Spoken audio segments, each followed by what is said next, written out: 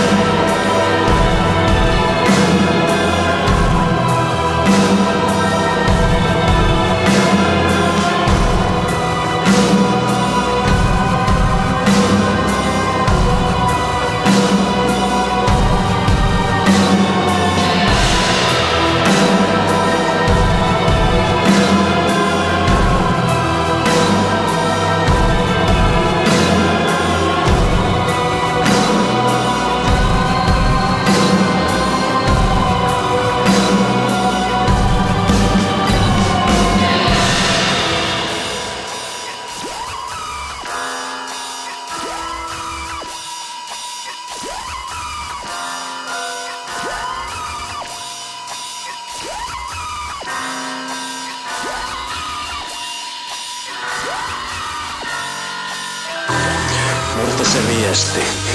Mistä se on tullut? Kuka sen on tehnyt? Miksi? Onko se ase? Ehkä se on syntynyt sattumalta.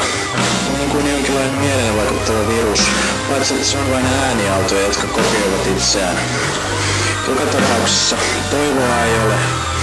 Olen yrittänyt löytää jonkun, joka ei olisi vielä sairastunut, mutta signaali on jo kaikkialla. On myöhäistä yrittää estää sen leviämistä toisiin aurinkokuntiin. On myöhäistä kaikelle.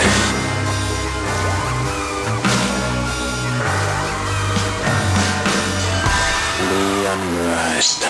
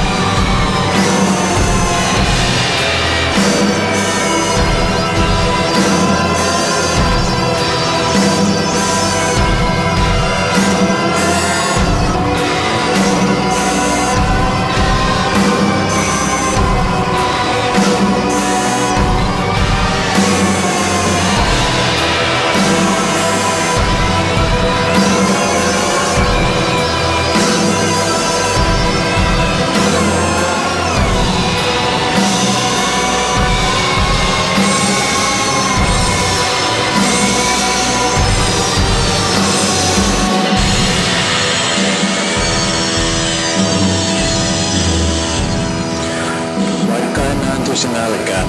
En tahdo olla galaksin ainoa asukas. En tahdo nähdä perheeni kuolevan nälkään.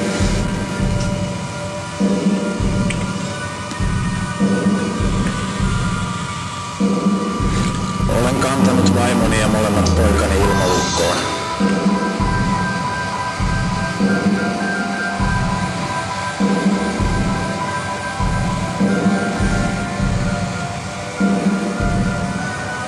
Astun kohta itse sisään ja avaan oven.